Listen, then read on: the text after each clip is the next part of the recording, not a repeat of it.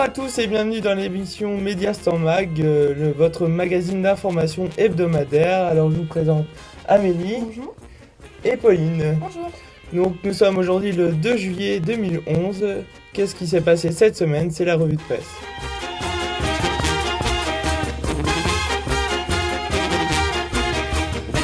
Nous commençons par un événement national qui débute aujourd'hui. C'est dans Libération qu'on en apprend un peu plus sur les origines du Tour, n'est-ce pas Pauline? Oui, exactement. Au départ du 98e Tour du Mediastan à trottinette, on va revenir sur ses origines et on va pouvoir se rendre compte qu'il s'agit plus d'un événement politique et médiatique qu'un événement sportif. L'origine de cette compétition, c'est une querelle de journaux. Pierre Girard, Dreyfusard, refuse dans son journal Le Vélo des publicités du comte de Dion, un industriel automobile du parti adverse.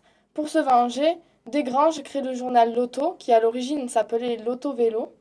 C'est ce titre qui a mis en place le Tour du Mediastan. Le vélo ne se remettra jamais de cette innovation et disparaîtra un an plus tard. Donc on peut apercevoir sur ces cartes que le Tour du Mediastan a bien changé. À l'origine, c'était vraiment un tour du pays. Et de nos jours, on ne sait plus vraiment qu'est-ce que ça signifie. Alors on pourra avoir quelques chiffres sur ce tour. Exactement, donc le Tour du Mediastan, c'est 12 millions de spectateurs, 2400 journalistes, 192 coureurs, 6h30 de temps de présence moyenne des spectateurs au bord de la route et 0,00000000005 grammes de denbuterol dans l'urine de Contador. Ah, ils sont quand même tatillons ces contrôleurs, hein. La phrase du jour, il faut tenir la course à l'innovation. Oui, aujourd'hui a eu lieu la présentation par Henri Coas, patron d'Arcos, de ses nouvelles tablettes. Ce ne sont pas des tablettes banales, ce sont des iPad Killer. Moins chères que ses rivales, 30 à 40% moins chères que l'iPad équivalent. Elles sont tout de même puissantes et de bonne qualité.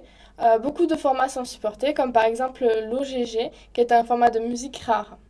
De nos jours, les consommateurs médiastanais seront-ils attirés par la mode, les iPads, ou par le prix, les Arcos? Alors, des petits chiffres? Oui, alors le chiffre d'affaires en 2010 d'Arcos est de 83,3 millions d'euros, alors que la même année, le chiffre d'affaires d'Apple est de 65,23 milliards de dollars. Ah, ces chiffres nous donnent le vertige.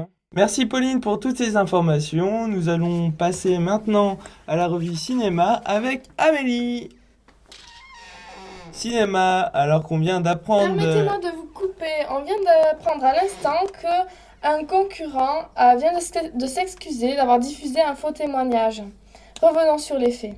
Jeudi 23 juillet, JT de 13h sur TM1. Lors d'un reportage sur les contrats de responsabilité parentale, une jeune maman intervient. Il s'est avéré que cette femme n'avait pas d'enfant et était une militante du parti du président. Ah, la politique manipule les informations. Nous qui avions une confiance aveugle envers notre président, c'est... Comme je le disais, c'est un triste jour aujourd'hui puisqu'on apprend la mort d'un célèbre acteur. C'est un triste jour donc pour le Mediastan. Notre star nationale et modèle pour la jeunesse est morte le 20 juin dans un accident de voiture. Je parle bien sûr de Ryan Dunn, le célèbre acteur issu de l'émission Jackass. Jackass qu'on peut aussi définir par crétin, stupide, qui manifeste un esprit lourd et pesant, un manque d'intelligence et de réflexion. C'est ce qui décrit parfaitement les membres de ce groupe. Ils exécutent des cascades dangereuses dans le seul et simple but de faire rire. Et ça marche. Leur dernier film, sorti le 3 novembre 2010, Jackass 3D fait 380 000 entrées en France. Ce film fait partie des 5 films lancés par Jackass. Ah, on dirait que rien ne peut les arrêter, à part peut-être la mort. En parlant de film, quel film fallait voir cette semaine? Oui, donc aujourd'hui c'était la sortie ciné et notamment la sortie de Transformers 3 produit par Michael Bay. Film à gros budget qui a demandé d'énormes moyens techniques tant au niveau du son que de l'image. La société Mediastan Productions annonce officiellement qu'il y aura un Transformers 4, voici la bande-annonce. Depuis la nuit des temps, une guerre sans merci oppose deux races de robots extraterrestres. Leur but, conquérir l'univers. Après Transformers La Revanche et Transformers 3, Mediastan Productions présente Transformers 4 Google+. L'histoire d'une firme qui s'approprie vos ordinateurs, vos mobiles, vos tablettes et qui transforme votre vie privée en données publiques. et maîtriser l'univers. Mais jusqu'où ira-t-il ?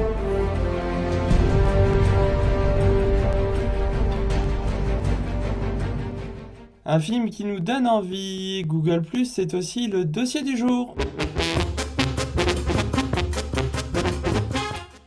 Pour commencer ce dossier, Brouf nous fait un petit historique de Google.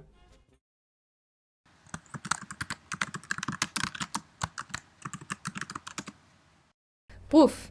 Un jour, on s'ennuyait avec un pote, on n'était pas mauvais en informatique, du coup, on s'est lancé dans la création d'un moteur de recherche. Ça a pas mal démarré, alors il nous fallait des financeurs. On a cherché des financeurs. Mais là, David Philo nous a dit de créer notre propre moteur de recherche. On a créé notre propre moteur de recherche. On n'a pas été mauvais, on s'est retrouvé dans les 100 meilleurs sites au monde. Du coup, après avoir déménagé, redéménagé et redéménagé, on s'est finalement retrouvé à Mountain View, en Californie. Ensuite, on pensait toujours qu'on n'était pas mauvais, alors on a créé un réseau social. Ça a pas marché, on a été mauvais. Un jour, on s'ennuyait, et vu qu'on n'était toujours pas si mauvais en informatique, on a lancé notre service de messagerie. On s'est pas arrêté là, on a créé Google Maps, Google Earth, Google Book, Google Chrome et plein d'autres trucs à base de Google. Aujourd'hui, on est plus de 28 000 copains, du coup, on s'est dit qu'on allait réessayer les réseaux sociaux. Brouf, on n'a pas été si mauvais. Mais qu'y a-t-il au programme de Google+? Circle, les cercles d'amis, qui permet de séparer ses amis et d'envoyer l'info qu'on veut à la personne que l'on veut. Circle permet donc d'offrir un partage sur mesure. Bon, on sait que Facebook possède la même fonction, mais bon, elle n'est pas aussi mise en avant. Park, les centres d'intérêt. Google+, va nous proposer non seulement de la pub encore mieux ciblée, mais aussi et surtout des liens plus pertinents. Hangout, le chat de vidéo groupée, c'est peut-être la fonction la mieux finie pour apporter un peu de convivialité dans un monde en ligne. Cette fonction peut supporter jusqu'à 10 personnes en même temps. Vidéo visionnée par l'un des membres peut être partagée avec tous les autres. Pour son lancement, Google+ bénéficie du ralentissement de la croissance de Facebook due à la lassitude des gens. Quand on a 800 amis sur Facebook, on perd en effet une certaine convivialité. Selon une étude de l'Université de l'Indiana, le nombre maximum de relations actives que notre cerveau peut supporter plafonne à 150. En misant sur des petits groupes, Google pourrait peut-être toucher gros. Google+ et les autres réseaux sociaux permettent de rester connectés en permanence. Ceux-ci sont de plus en plus ergonomiques et adaptés à la fois à la vie professionnelle et privée.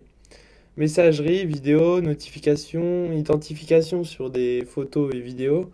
On partage sans cesse avec nos amis, même si au final on est tout seul face à son écran. Tous ces réseaux sociaux sont une invention primordiale de notre société, même si d'autre part on est un peu obligé de s'inscrire et de donner des informations personnelles. Les publicités sont ciblées, preuve que Internet nous connaît. Big Google is watching you. Terminons l'émission par les audiences de la semaine. Oui, cette semaine, c'est donc TM1 qui rafle la plus belle prise avec plus de 45 millions de téléspectateurs. Suivi de loin de S6, Me2 et Me3, nos chaînes nationales, et Z9 de très très loin. Le meilleur buzz de la semaine, Docteur Maison et Criminal Spirit arrivent en tête avec plus de 8 millions de téléspectateurs chacun. TM1 fait encore parler de lui avec des programmes américains. S6 fait son buzz avec l'émission L'amour est dans l'élevage et Me2 fait son show avec Les années comptantes présenté par Sébastien Patrick.